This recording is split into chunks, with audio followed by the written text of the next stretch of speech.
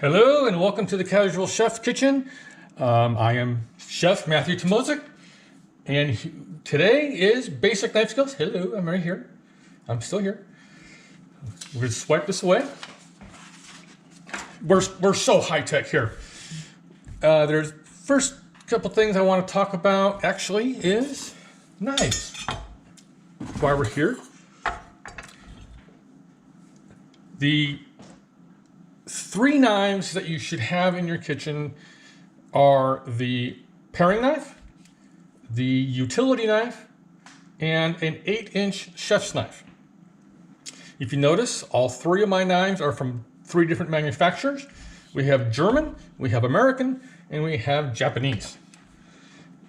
Over the years, I have come to love these blades. I like the way they feel in my hand, and I like how they work with product, also known as food. So we're actually going to be working with one of these knives today, and that is the 8-inch chef knife. Now what I would like to start off with is basically how to hold a chef's knife.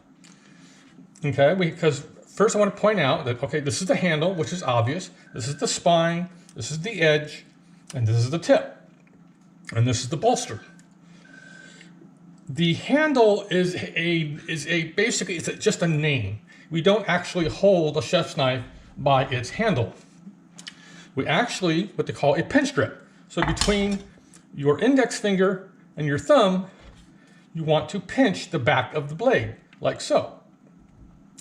And basically these three fingers wrap around the handle.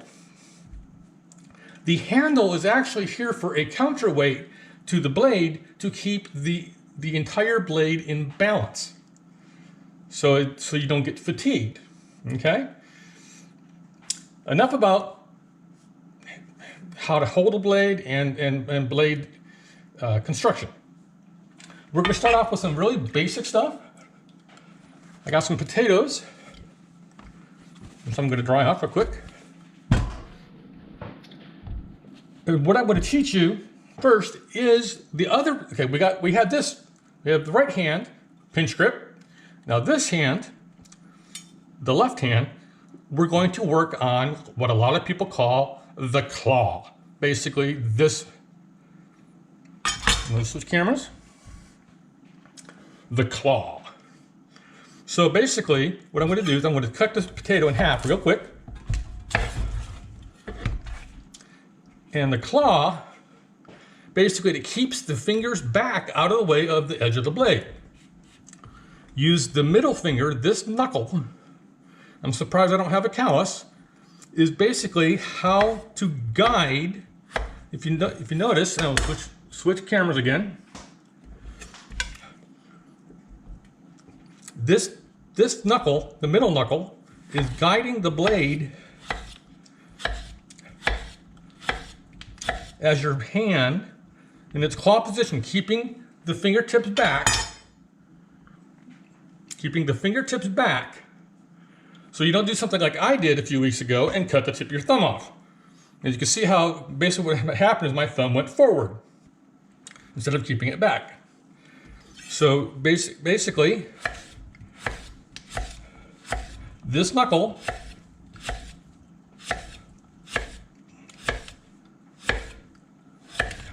is a guide. One thing I always have on hand, I'm going to switch cameras again, is a board scraper or a dough scraper. So basically this is how instead of using my knife and damage the edge, I use a board scraper. So I'm going to show it to you again. Claw grip, pinch grip in the right hand, claw grip on the left, middle knuckle.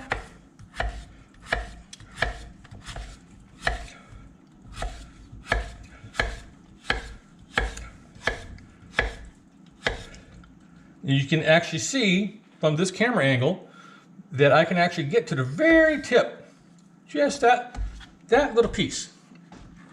In actuality, I could go even smaller. Okay?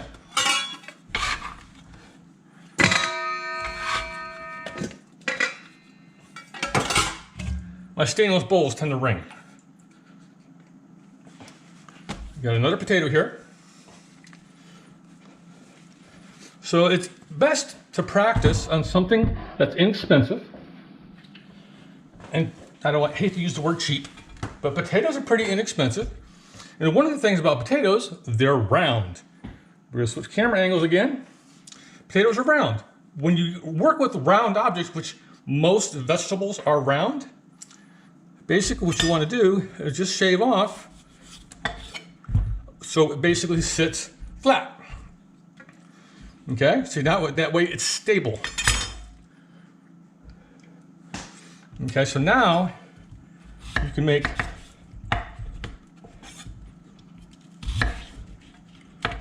more stable cuts. And so what we're going to do with this, we're actually going to flip it 90 degrees. Actually, what we're going to do, and we're going to slice these. Now, if you notice, my left hand is still in that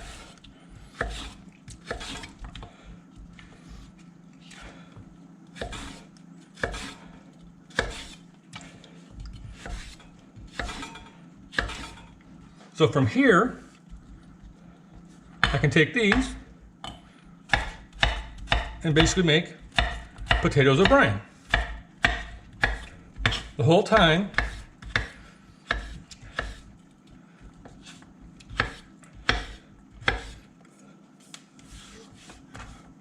so there you got.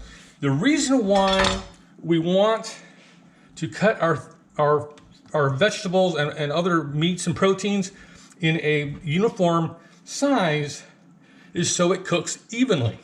Because if you have a chunk of potato that big and a chunk of potato that big, this is going to cook faster than this, right? So we'll try to get, if you're going for this size, we try to make all of our cuts the same size.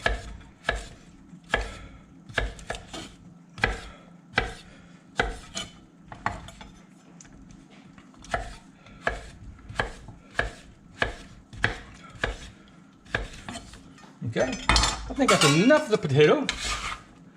Let me get... Anybody want some O'Brien fries?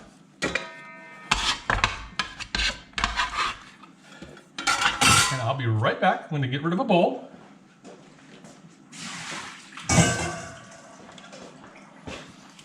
Something fun to practice with is celery, because it's nice and long. This has already been trimmed and cleaned. And so basically this is a good way to work on your chopping skills by working this knuckle again. And I want to point out that speed in your home is not a factor. Accuracy is a factor. Yes, you do see chefs on TV going because they do it 8, 10, 11 hours a day. And practice, like anything, makes perfect. So it was that simple. We'll be able to get to a point where you'll be able to do this blindfolded, which I can't demo. You can't see my eyes, but I can actually do this. Now, if you notice, I'm using my forefinger as a guide, which is fine because I'm holding the celery. Which camera am I on? I'm holding the celery with these 3 fingers. So I'm just, again, using my forefinger as a guide for the blade, keeping my fingertips back.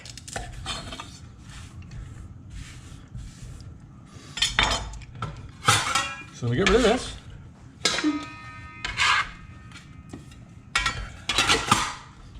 Now, if you want to do a dice, basically you're going to just, oops, cut the celery down the middle and keep these two together. Now, usually what I do is just habit of mine. Let me go switch blades. What I usually is I make these even.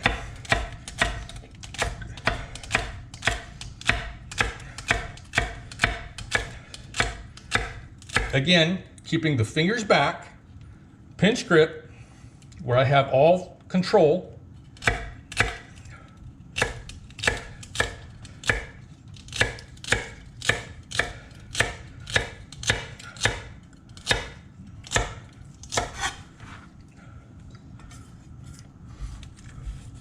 There we go. Now we're gonna get to something a little tougher. And I mean tougher, not in technique, but in substance. Carrots are much harder than celery or potato. Obviously, it's a root vegetable. These have been, again, peeled and cleaned. When you peel, the nice thing about peeling carrots is they get a flat edge because of the peeler. So you don't have to try to shave down a carrot so it doesn't roll. Now, obviously, you can make rounds. And now I just gave my cat some toys. Or you can go ahead and split this in half. And then get them up again, and then you get halves.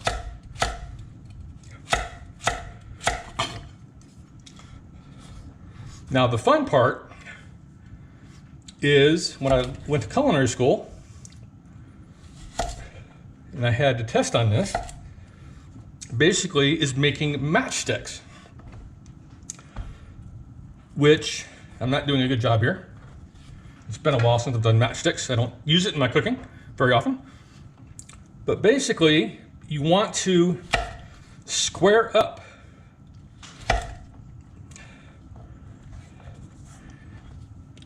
the product. And then you carefully, and then you cut them down. And I'm doing a poor job, but I think you get the idea.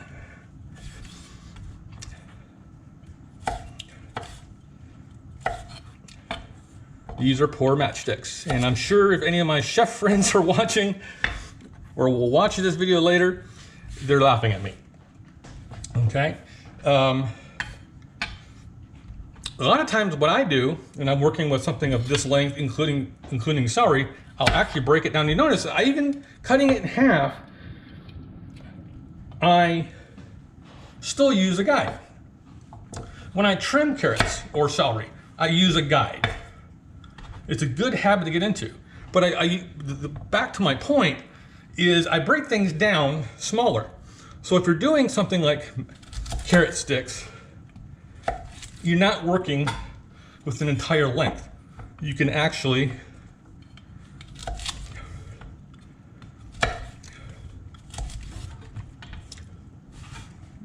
you're working with a smaller piece.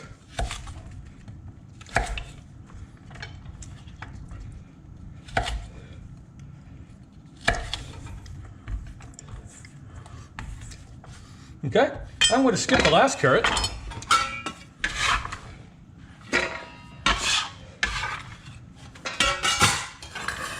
I got two more demonstrations. Onions. Which camera am I on? We got the wonderful onion. I'm going to show you two different things.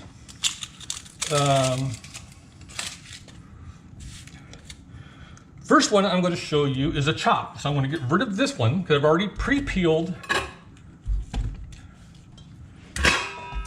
an onion. The stem side, the root side and the top side have been cut, and it has been peeled.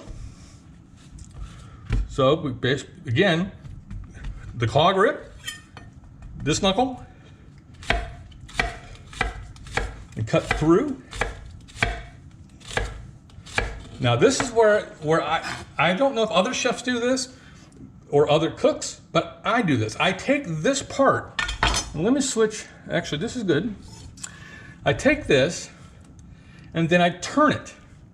I go from this flat broadside in this very little narrow slope side, and I turn it.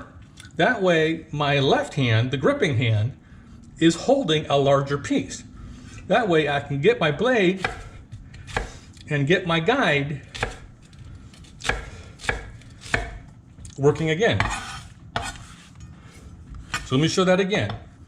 Just slice through using your claw hand. Turn the onion 90 degrees and then cut using your claw hand as a guide.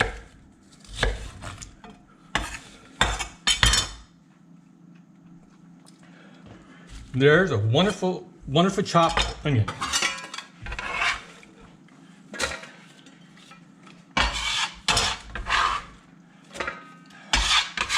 Let me clean up here. The last part of the onion, I'm not a juggler. We're going to do two dices. We're going to do what I would call a medium or large dice, and we're going to do a small dice. As you see, this is not cut. It's not been peeled. So what we're going to do is first we're going to cut off the top.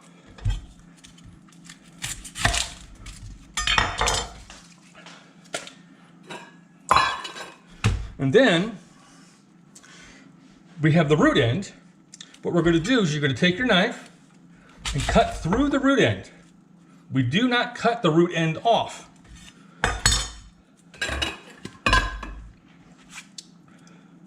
So we're going to peel this real quick, hopefully. The first one didn't peel real fast for me. Oh, there we go. Ooh.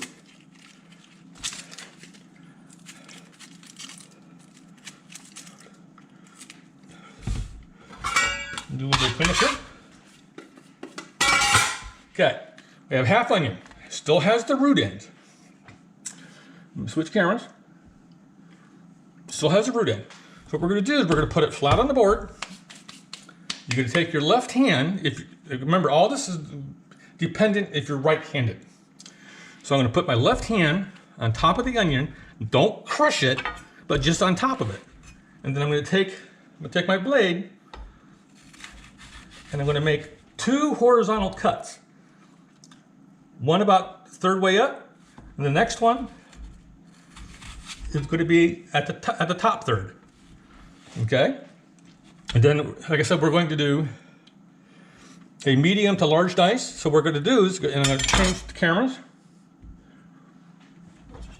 We're going to go straight down, and all I'm going to do is hold the onion with my thumb and my middle finger and make vertical cuts.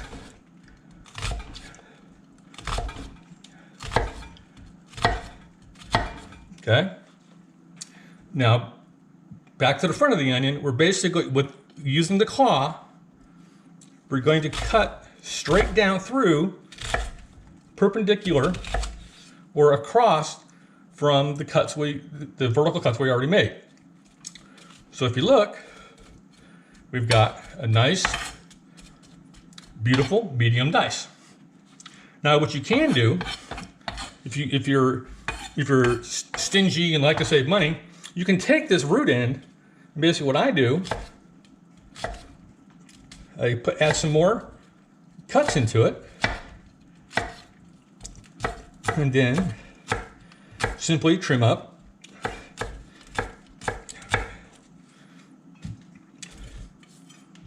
Voila. Okay. I'll show you, I'm going to show you a dice again.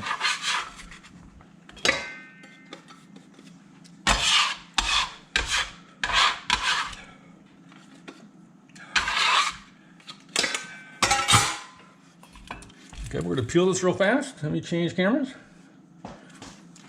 Not that you really want to watch me peel another onion.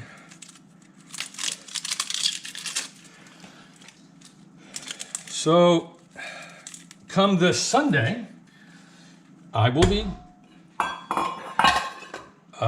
preparing a lasagna. Sometime in the afternoon, probably mid to late afternoon, I will be showing live how a lasagna gets put together. Now, it's just a real quick commercial. Okay, half an onion, still with the root. And actually, I apologize because I did not explain why we leave the root on. Because we leave it because it keeps the onion, the half, together. Which I have made this mistake, if you cut this part, the root off, these layers just want to shift, and you can't get the vertical cuts and the horizontal cuts. It'd just much harder. So please remember to, when you half your onions, before you half your onion, make sure you leave the root end. Okay. So again, 2 horizontal cuts, and then these vertical cuts, I'm going to make a lot closer together.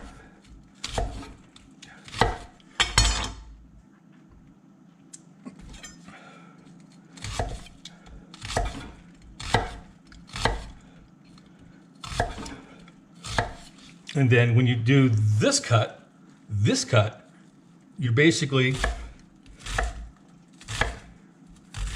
also determining the size. Okay, so much smaller. Not McDonald's hamburger smaller, but smaller. So we're going to go ahead and finish this up.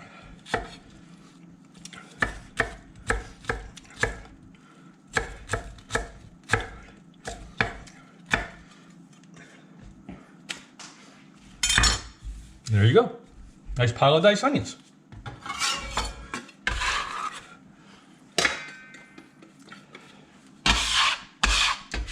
Now there's one last thing I want to show you. And I just happen to have some extra basil, fresh basil laying around. It's going bad. Give me 1 second.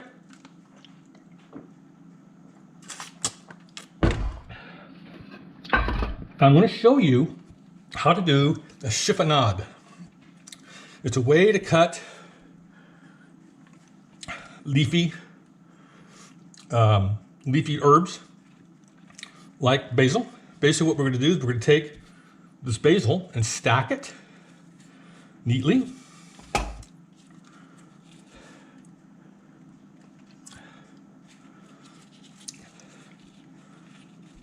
Neatness counts in this.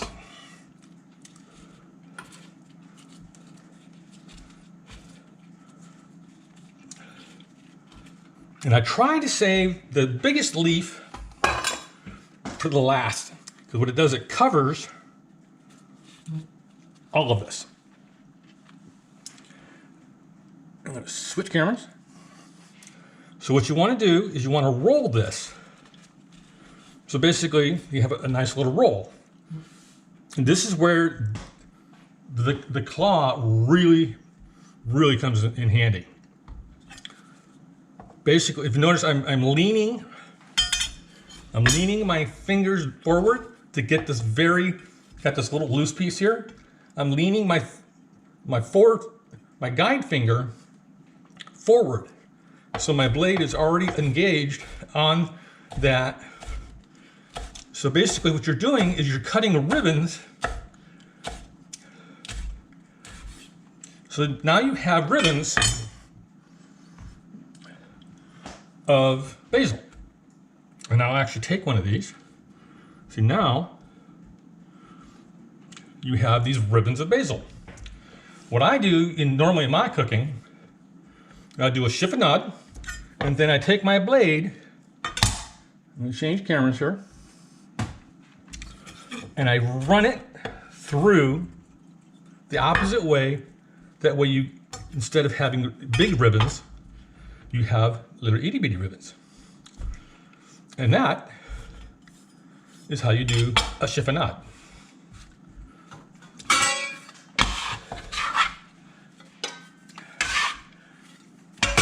hope you have enjoyed this, and hopefully it was useful to you and you have picked up maybe 1 or 2 tips. And with that, I'm going to say have a great afternoon, have a great weekend, and thank you for being a member of the Casual Chef's Kitchen. Have fun. Bye.